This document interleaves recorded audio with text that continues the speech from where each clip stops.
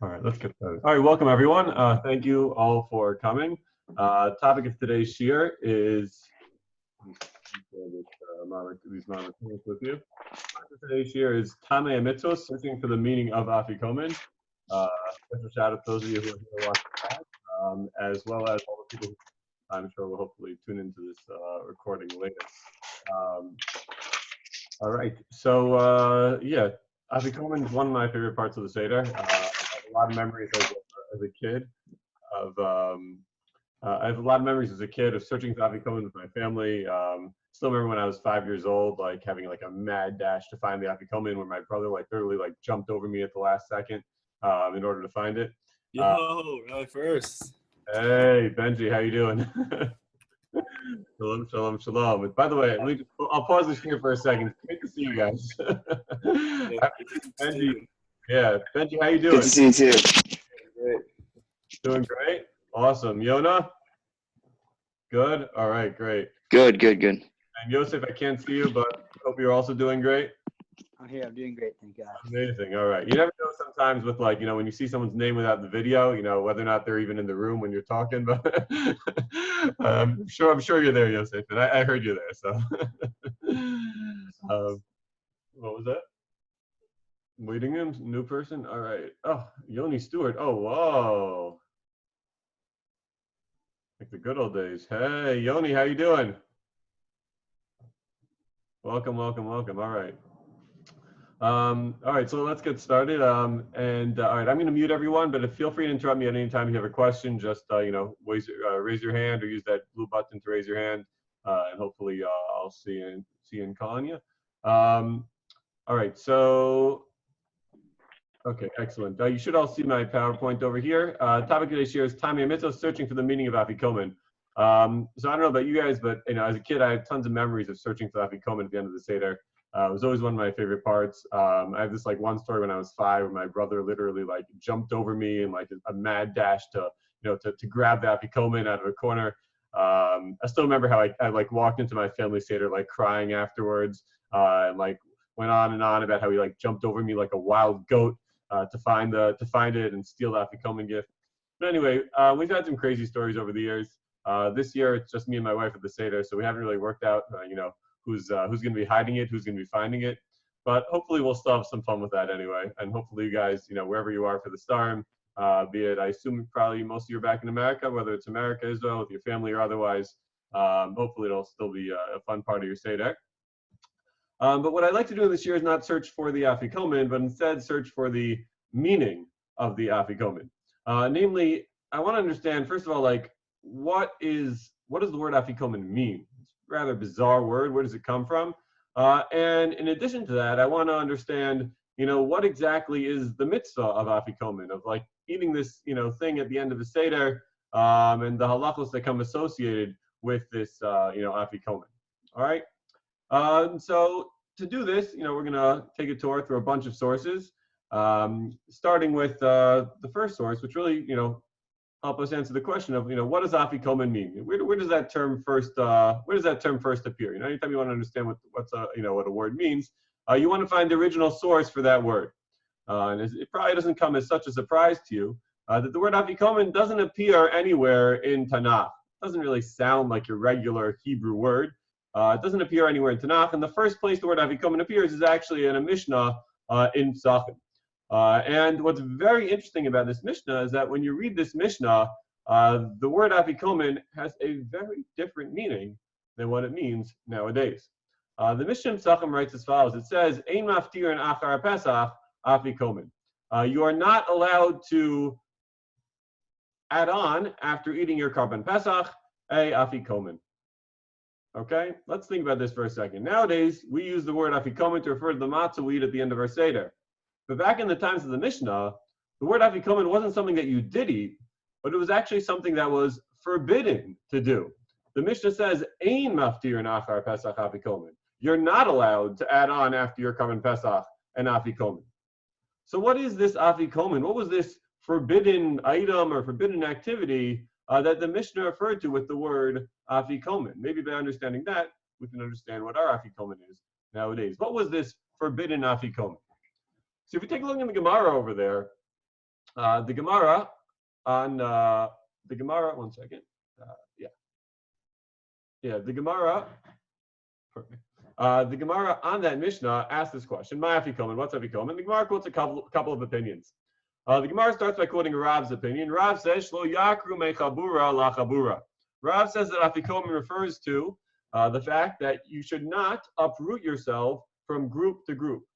What does this mean? It means that after you finish your Karban Pesach, after you finish your Karban Pesach, back in the times of the Mishnah, where they were still, at least when this Mishnah was written, presumably eating their Karban Pesach. So after finishing their Karban Pesach, welcome everyone. After finishing the Karban Pesach, the Mishnah says Rav says that you should not go and leave the group of people that you're eating with to go and eat with a different group of people.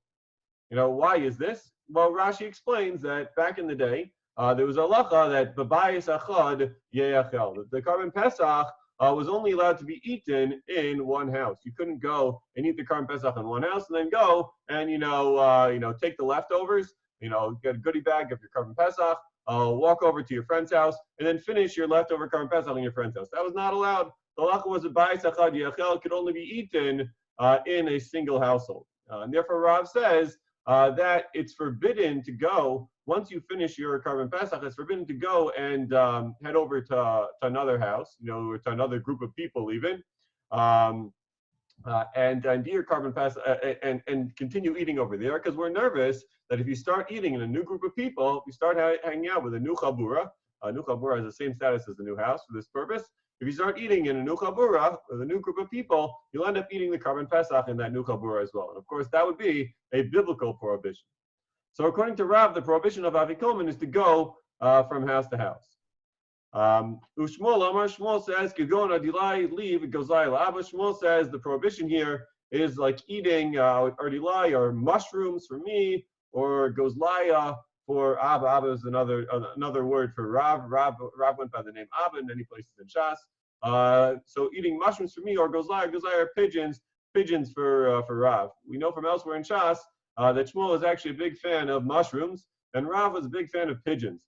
They used to enjoy eating these things as sort of like the dessert at the end of the meal, the most delicious part. Back in the day, nowadays when we think of dessert, we think of something sweet, ice cream, cake. But back in the day, dessert was usually whatever was the most tasty part of the part of the meal. And for Shmuel, that was mushrooms. He really enjoyed mushrooms. And for Rav, it was pigeons. So Shmuel says that after eating your Karban Pesach, it's forbidden to eat any tasty snacks, even if you're normally accustomed to having pigeons at the end of your meal, or mushrooms, or ice cream, or cake. It's forbidden to have dessert after your Afikoman. Basically, this is a halacha that we know of nowadays, that you're not allowed to eat anything after eating the Afikoman.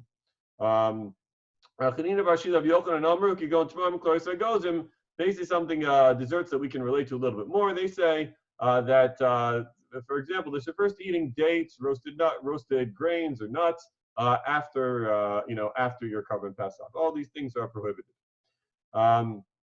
And the Talmud Yerushalmi says another activity which might be referred to might be referred to with the word Afikoman, which is mine zemer. It basically says you shouldn't go and take out instruments. Don't start having a whole instrumental choir after you finish your Karban Pesach. It should be the end of your Seder. Yes, it's permitted to sing Hallel after that, but you shouldn't go start taking out instruments. Why the Yerushalmi would think you're taking out instruments in Yontif to begin with, it's a good question. But the Yerushalmi at least says over here the special prohibition of taking out instruments after your Karban Pesach, because that should be the climax and end of your meal. All right, so again, what does the word Afikoman mean? We really have basically three opinions that come out of this between the Talmud Bavli and Talmud Yerushalmi. We basically have the Rav's opinion that refers to taking out, to going from house to house. Shmuel says that it refers to eating dessert. Then Yerushalmi says it refers to instruments. How does any of this relate to the word Afikoman? How does the word Afikoman mean any of these things? So Rashi explains that basically all three of these opinions, Rav, Shmuel, and the Yerushalmi, Rashi basically takes the approach that they all come from the Aramaic term Afikoman. Afikoman. Afiku, what does Afiku mean? So Afiku means to take out. like afik, means to take something out. Mana can mean different things. Mana can mean a portion, right? Like a mana, right? Right? Mana could also mean a vessel. So Rashi explains that etymology is the basis for all three of these opinions. Afikoman could mean, bringing out the vessels, according to Rab. Basically, clean up all your, pick up your plates, pick up your forks, bring your vessels. Let's go and let's leave this house and go join another meal.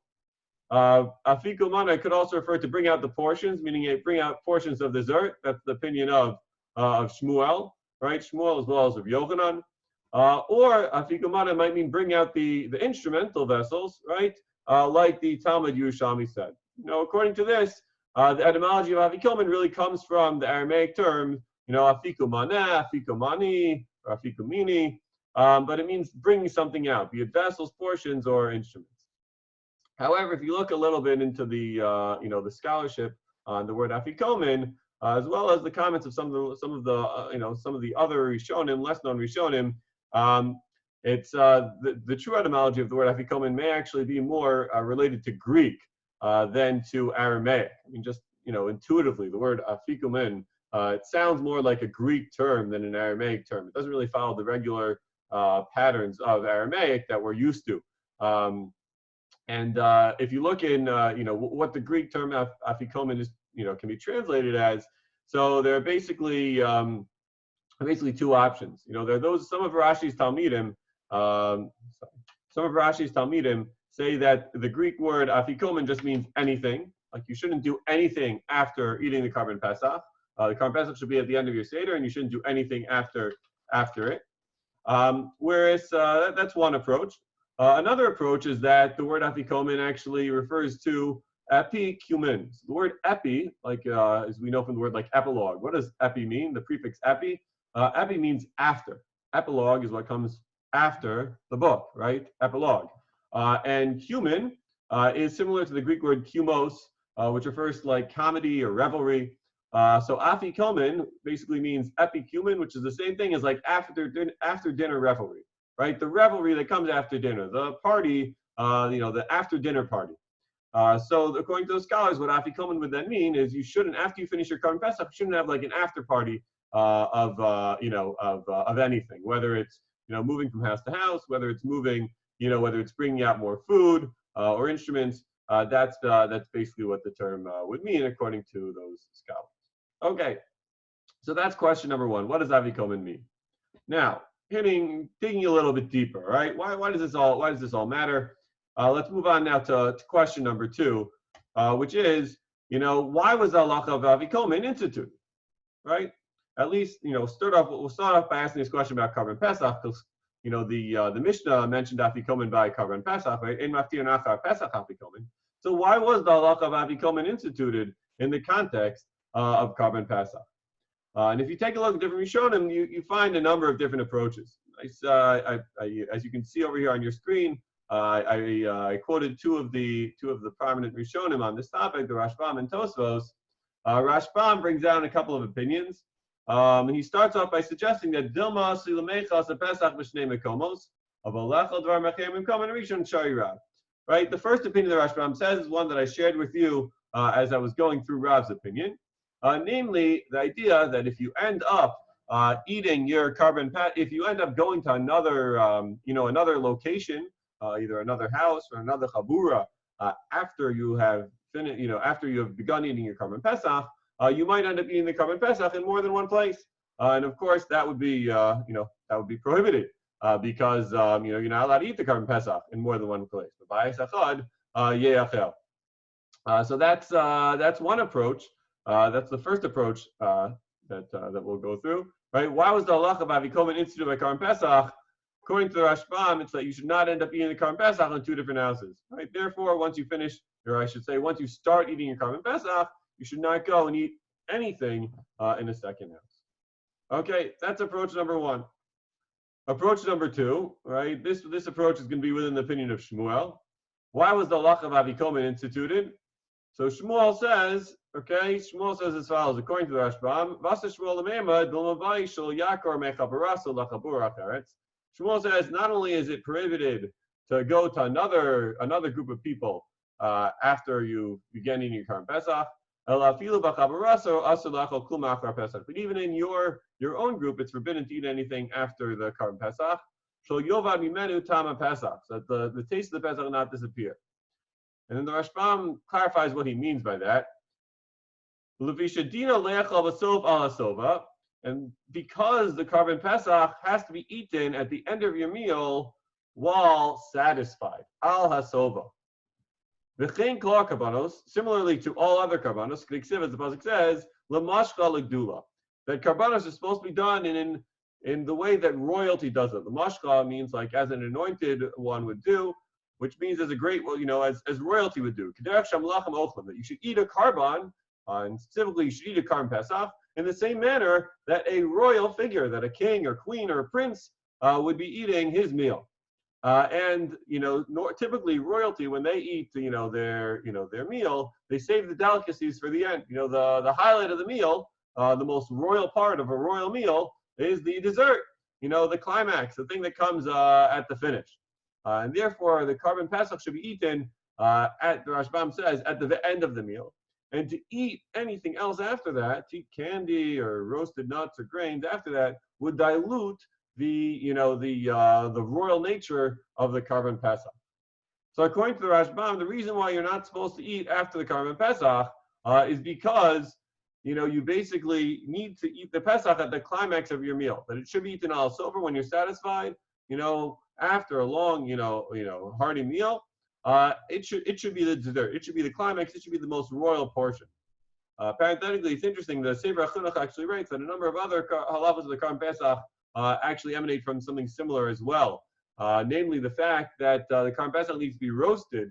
The Sefer HaChinuch writes that's because royal people often, they like barbecues. They like roasted meat. Roasted meat, having like a roasted steak or the like, is something that's more typical of rich people than poor people. Poor people often, they just throw their meat in a pot, the stew. They end up, they don't have as fine cuts of meats. They want to just, meat that mix that meaty flavor with a whole bunch of other things together, as opposed to, like a rich person who can basically just like, eat a steak on its own and can afford that, as opposed to just like mixing up like the spare bits of meat into a stew or the like.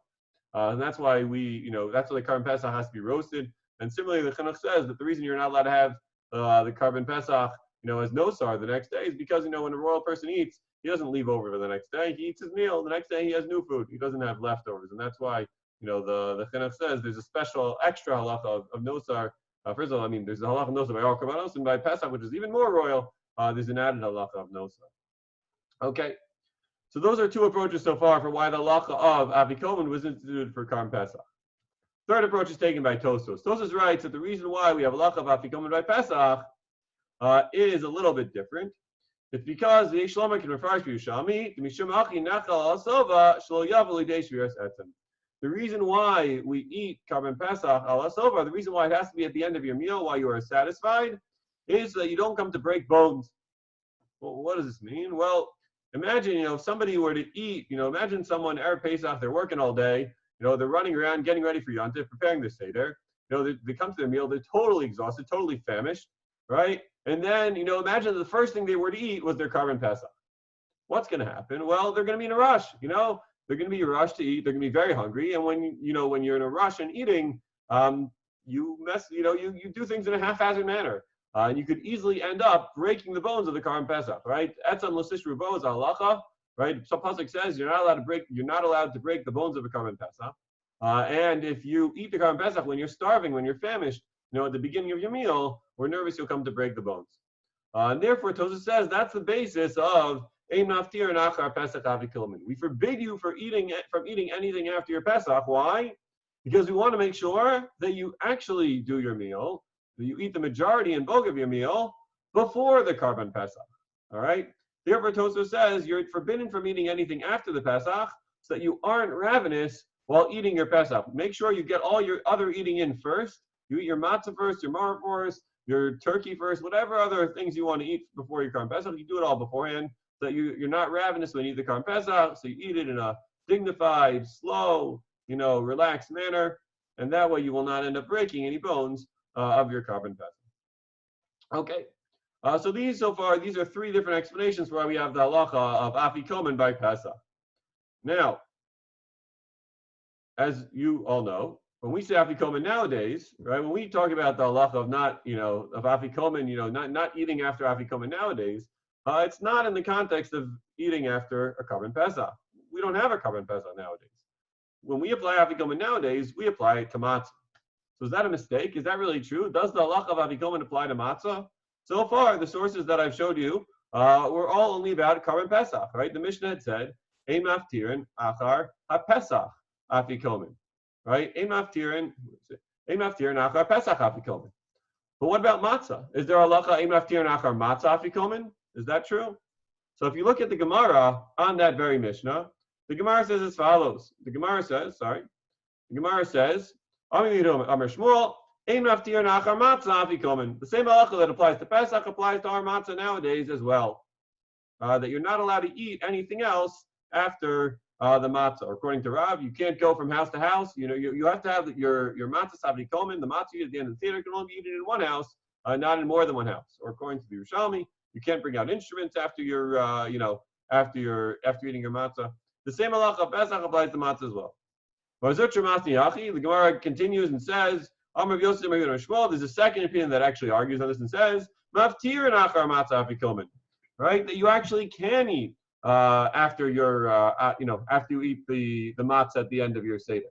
According to this opinion, all the halachas we just mentioned, right? The halacha of Afikoman would only apply to Pesach, the actual carbon Pesach, would not apply to matzah. Now, based on the reasons I've given to you thus far, based on the three reasons we've shared thus far, which one of these makes more sense? Does it make more sense to say maftirin achar matzah Afikoman or ein maftirin achar matzah Afikoman? Should we say, do these reasons, the three reasons we've gotten so far, do they seem to apply only to the carbon Pesach, or do they also apply to matzah? Think about that for a second. It seemed to me that these three reasons that we've given thus far seem to only apply to carbon Pesach, right? The idea of the halacha that you're not allowed to eat the carbon Pesach in two houses, that obviously, is something that's unique to carbon Pesach. It has nothing to do with matzah, right? The halacha that karbanos is supposed to be eaten in a royal manner, that's a halacha by karbanos. It's not, in fact, the Rashbam says it's by all karbanos, right? It's not a halacha by matzah. And the idea of not breaking the bones of the Pesach, I don't know about you, my matzah doesn't have any bones. Yeah, Christian blood maybe, but certainly, no bones in it, right? There's no bones in my matzah that I have to worry about breaking if I'm not, if I'm not starving when I eat the matzah. Okay, so these reasons seem to only apply to the carbon Pesach. So if we want to say, to explain the opinion that says that this halacha of Afikoman applies to matzah as well, we're going to have to take one of two routes. All right, one approach that we can take, right? All right, according to the three reasons earlier, the halacha should apply to carbon Pesach law, not to matzah. Why do we apply this halacha of Afikoman to matzah? So there are three approaches we can take. Approach number one is to say that this halacha applies to matzah not because of matzah inherently, but rather because the matzah that we eat at the end of the Seder may be more about Pesach than about matzah. All right, what do I mean by that? Well, if you think about it, how many times do you have to eat a kazayas of matzah at your Seder? All right, there are two times. We eat one by motzi matzah, right? Some people eat two kazayas over there, right? And then we eat another matzah at the end of the Seder. Which one is the true mitzvah's matzah? It's actually a massive machlokas Rishonim about that. When do you truly fulfill your, mitzvah deraisa of eating matzah on the night of the Seder? Is it when you make the bracha of al achilas matzah at the beginning of the Seder? And you say, right when you have matzah for the first time, or perhaps that's just, to get the meal started because it wouldn't be appropriate to eat anything else first. But the true mitzvah's matzah is at the end of the Seder. And the reason for that is because back in the times when they had the carbon Pesach, the true mitzvah's matzah was done along with the carbon Pesach at the end of the Seder, not at the beginning.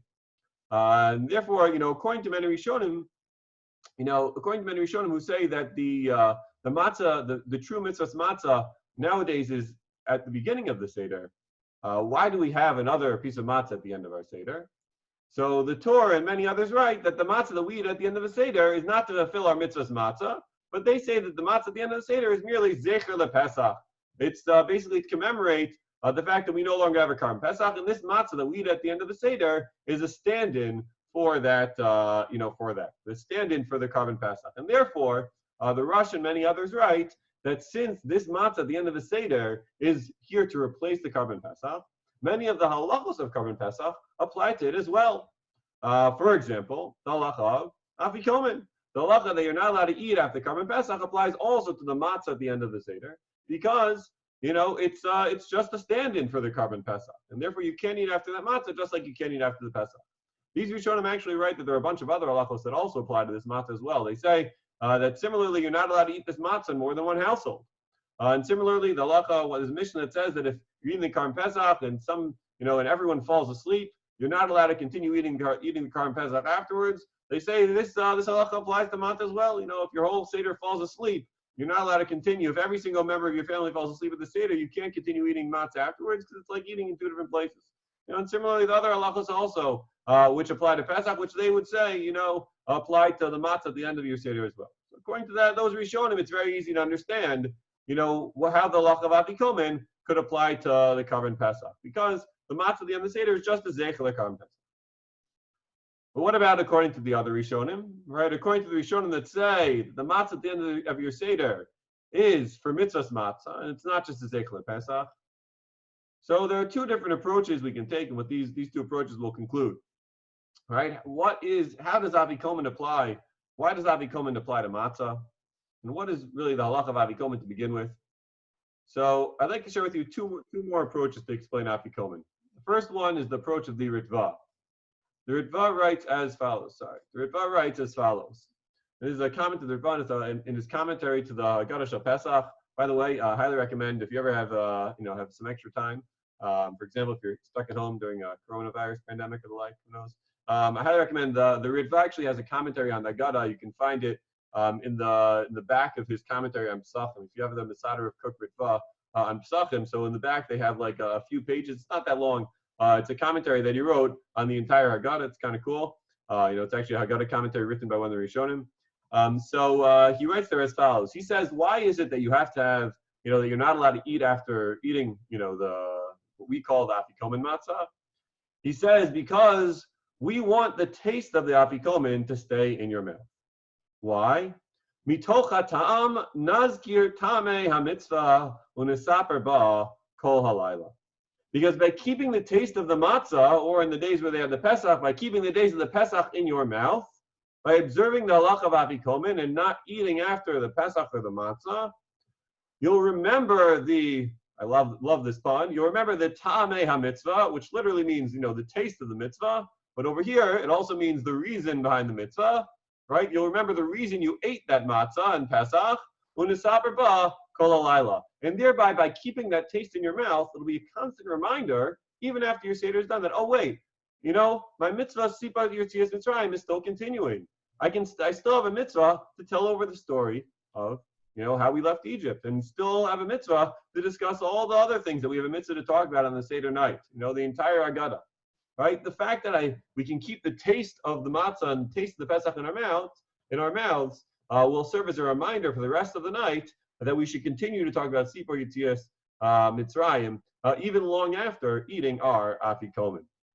All right, and according to that, of course, that reason applies not just by Pesach, but by matzah as well. All right, so that would be approach number 2 for how this halacha of Afikoman could apply to matzah. What about approach number 3? So approach number 3 is an approach that I heard in the name of Rav Soloveitchik. It's based on a reading the Rav had of the Rambam, very, very compelling reading of the Rambam that I'd like to share with you, and with this we'll conclude. The Rambam writes, why is it that we want you to not eat after your, that last piece of matzah at night, or the last piece of Karban Pesach? The Rambam writes as follows. He says, "Inu tom acharei klum, kedei sheyeh hefsek sudaso v'tam basar Pesach o matzah befiv shachilasan hi mitzvah." You should not taste anything afterwards, in order that the last, the finish of your meal should be with the taste of the meat of the Pesach or the matzah in your mouth. Shachilasan hi ha-mitzvah. Shachilasan hi ha-mitzvah. Because their eating is the mitzvah. And when you first read this Rambam, you have to be bothered by a question. So what?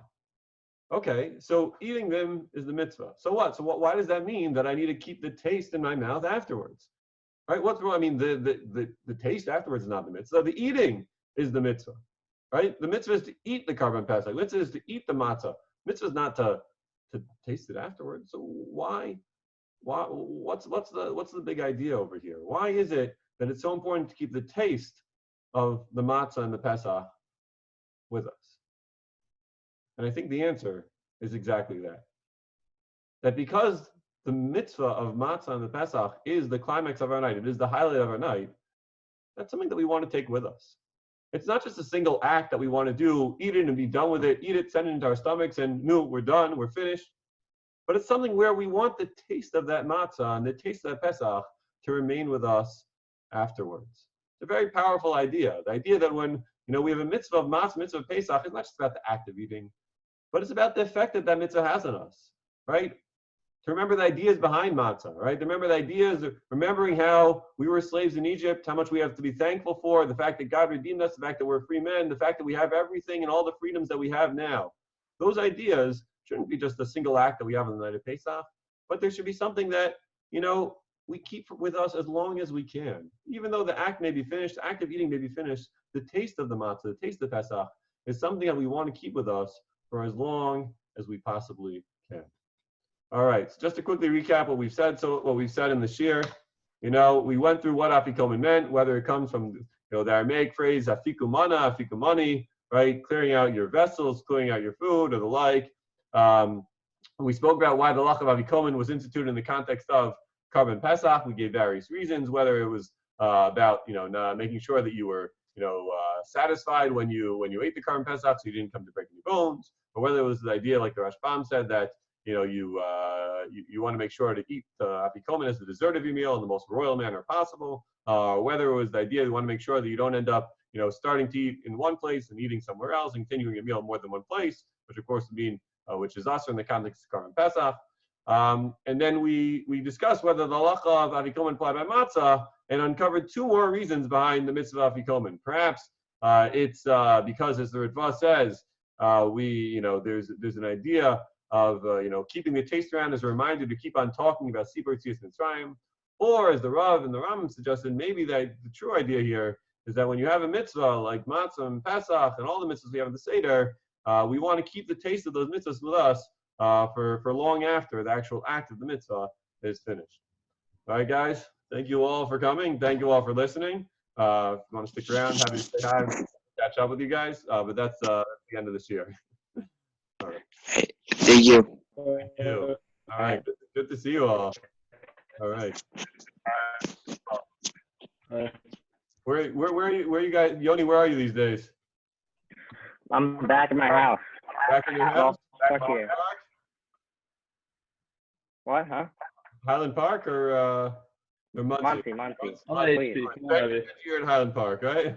Yeah. Yeah, Muncie, of course. Yeah, Yona, how you doing? I'm doing good. Good. Good. All right. Yeah. Yeah, you keeping yourself busy while at home these days? Finding stuff to do? Trying to teach myself some piano. Piano. Ooh, that's good. You can take lessons with Benji. I hear he knows a little bit about music. Huh? Yosef, oh, now the video comes on. All right, how you doing? Yeah. Good, how are you? He had the whole time. He's just a coward. You in Teaneck these days? Yep. Yep. All right.